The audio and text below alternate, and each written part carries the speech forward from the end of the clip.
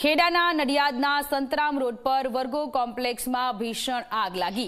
વર્ગો કોમ્પ્લેક્સના બેઝમેન્ટમાં આવેલી દુકાનોમાં આગ ફાટી નીકળી। ઇલેક્ટ્રોનિક્સના ગોડાઉન સહિત આસપાસની દુકાનોમાં આગ લાગી। આગ લાગતા અફરાતફરીનો માહોલ સર્જાયો।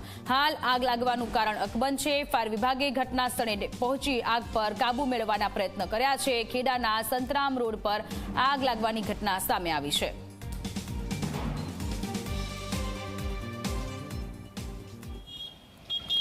તો ખેડામાં ઇલેક્ટ્રોનિક્સના ગોડાઉનમાં આ આગ લાગી છે। આગે વિકરાળ સ્વરૂપ ધારણ કર્યું હતું। ધુમાડાના ગોટે ગોટા ઉડતા નજરે પડી રહ્યા છે। ફાયર ફાઇટરની ટીમ ઘટના સ્થળે પહોંચી આગને કાબૂમાં લેવાના પ્રયત્ન હાથ ધરવામાં આવ્યા। મોડી રાત્રે અચાનક જ આગ લાગી હતી। સંવાદદાતા નચિકેત આપણી સાથે ફોન લાઈન પર જોડાયેલા છે। નચિકેત, ખેડામાં ઇલેક્ટ્રોનિક્સના ગોડાઉનમાં આગ લાગી હતી, હાલની શું સ્થિતિ છે? કયા કારણોથી આગ લાગી હતી તે દિશામાં તપાસ ચાલી રહી છે। શું કંઈ સામે આવ્યું?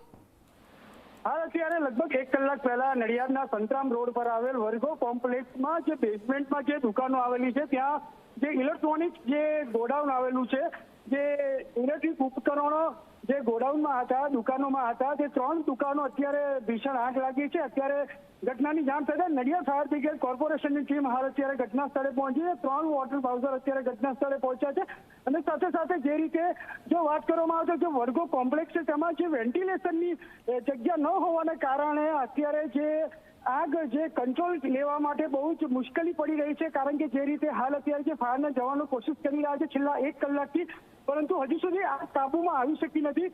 પરંતુ જો વાત કરવામાં આવે તો જે રીતે આ જે કોમ્પ્લેક્સ બનાવવામાં આવ્યું હતું તેમાં જે નિયમો મૂકીને આ જે કોમ્પ્લેક્સ બનાવવામાં આવ્યું હતું હાલ અત્યારે જોવા મળી રહ્યું છે। કારણ કે જે રીતે જે આગ લાગી છે અને જેને આગને જે સ્મોક જે ધુમાડો છે તેને વેન્ટિલેશનની જગ્યા ન હોવાને કારણે આગ વધારે પ્રસરી છે। હાલ અત્યારે આગ પર કાબુ મેળવવાના પ્રયાસો ફાયર વિભાગ દ્વારા કરવામાં આવી રહ્યા છે।